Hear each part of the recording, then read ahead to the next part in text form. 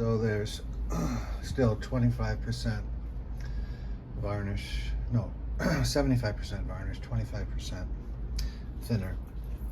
And I switched from the bronze to the steel. So essentially on the right hand side there's a new bronze pad, and that's about 2 days worth of work, what the little one on the right hand side looks like. It used to look like the big pad on the left. After 2 days it looks like that. The bronze wool on the left is a full pad, and after 1 day it looks like that.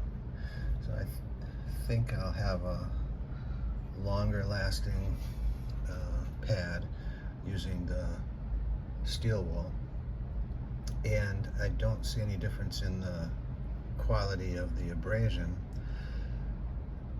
And as I've said before, the bronze wool is really for the boat where it's exposed to the elements and it can get wet.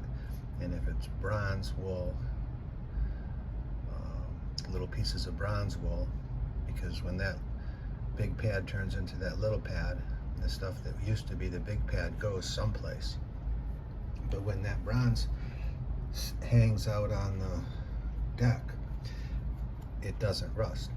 But the steel wool, when it hangs out on the deck, it does rust. You got to be very careful to make sure to get every single little piece of that steel wool off. So I'm only varnishing one side at a time. And while I was varnishing today, I did some calculations, and assuming that there's 6 sides and I do one side a day, then we could say it's a week for each coat of varnish. And that means that it will probably take me 10 weeks to get all of that. There's another pad that I pulled out of the steel wool, but it'll take me about 10 weeks to get this varnish to the level that I want. Now, I do use the little 1-inch brush, which I just knocked over as I was doing this. It's on the floor. But I do that on the edges, not to try to varnish the edges, but just to eliminate any kind of gooping, drips that are there. If there's any drips, it'll smooth it off. But you can see the finish is pretty nice there. This is really what I would say is the first coat, because I did put a 50-50 coat on 2 sides, and I pretty much, with the wool, rub most of it off. So this looks pretty shiny right now, but a lot of that's going to be rubbed off when I try to put an abrasion there for the following coat. So I was about 18 hours into the 24-hour period for drying of the varnish, and there's a shelf above this piece of wood that had a little bit of dust on it, I guess, and look what I did. I dropped some sawdust on it, and I didn't fall for using my hands to brush it off, and I didn't use a brush or anything. I simply blew it off, and now we'll see as I'm scruffing for the next coat, we'll see what happens in terms of whether this is a big deal or a little deal or no deal at all. And then this is the other 2 pieces for the cockpit table. Again, I'm not trying to varnish the sides. I just run a little 1-inch foam brush across the sides just to avoid any drips congregating or forming.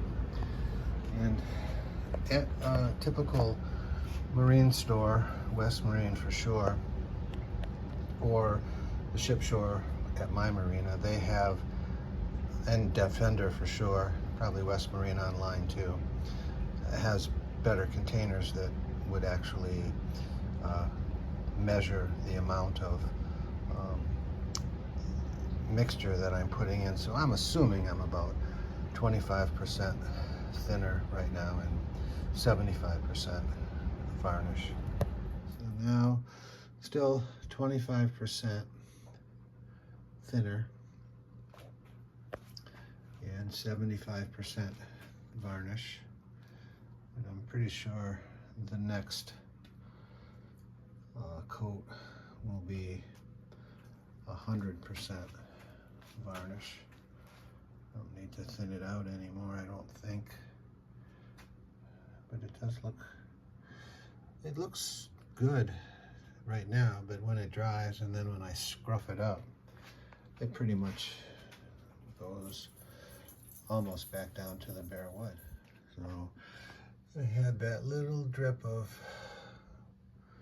sawdust landed on one of these boards. I think it's the other side of this board, and it wasn't I blew the most of the sawdust away right away. It was I think about the 18th hour of a 24-hour dry, and then let it dry for the other 6 hours, and it kind of was pretty easy to steel wool the remainder of it away, so it wasn't too damaging. This is looking good. It dries smoother without all the bubbles in it that you can see there. And then when I scruff it up, take a lot of it off. A lot of the varnish comes back off.